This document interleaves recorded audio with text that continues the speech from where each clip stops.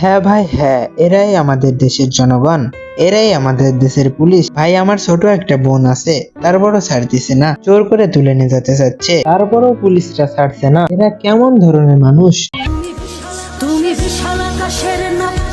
এই সেই আবু সাইদ যে বুক পেতে গুলি খাইছিল, পুলিশে বুকে গুলি করছিল, এখন সে মারা গেছে, কে খোঁজ নিচ্ছে তাকে? তার তো আর কোথাও দেখা যায় না। কয়েকদিন আলোচনায় ছিল, কিন্তু এখন কিন্তু তার কোনো খোঁজ নাই। আসলে এটাই হচ্ছে আমরা বাঙালি জাতি।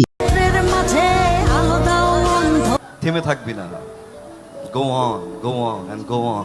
অবশেষে ফারহান ভাইও আসলো শিক্ষার্থীদের পাশে দাঁড়াতে। আগে শিক্ষার্থী চাচ্ছিল তাদের কোটা ফেরত দিতে, কিন্তু পরে যখন মারামারি হয়েছে, ওটাতে দুই একজনের গুলি করে মারার ফলে শেখ হাসিনার পদত্যাগের কথা ঘোষণা করছে। এখন নতুন করে আন্দোলন শুরু হয়েছে, পদত্যাগের আন্দোলন। হয়তো সরকার পদত্যাগ করবে, নাইলে এরা রাস্তা ছাড়বে না। আমাদেরকে পদত্যাগ করতে হবে।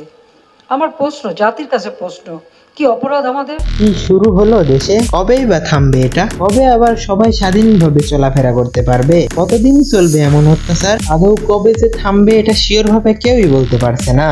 তবে বর্তমান দেখা যাচ্ছে যে অনেক ভাইরাল লোকও আন্দোলনের সাথে যোগ দিয়েছে। এছাড়াও বিভিন্ন সংবাদ মাধ্যম থেকে জানা গিয়েছে যে ফেসবুক, টিকটক, ইউটিউব থেকে অনেক ধরনের উস্কানিমতো কথাবার্তা বলে শিক্ষার্থীদের রাগায় নেওয়া হয়েছে। তবে লং টাইমের জন্য ইন্টারনেট অফ করে দেওয়ায় অনেকেরই রাগ ছিল। তবে এক সপ্তাহ পরে ইন্টারনেট দেওয়ার পরে বলছে আমরা কিছুই করিনি।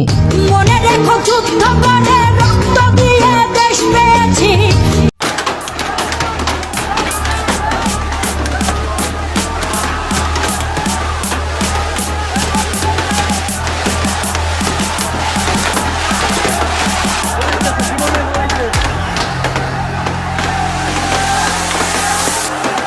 তো গাইস, বর্তমান এই হচ্ছে আমাদের দেশের অবস্থা। বাইরে বের হতে হলে খুবই সাবধানে বের হতে হবে। আমার খুবই খারাপ লাগে একটা বিষয় নিয়ে, এই বিষয়টা সেটা হচ্ছে যে যারা ভাঙচুর করে, যারা আন্দোলন করে, তাদেরকে কিন্তু পুলিশে ধরে না। ধরে কাদের?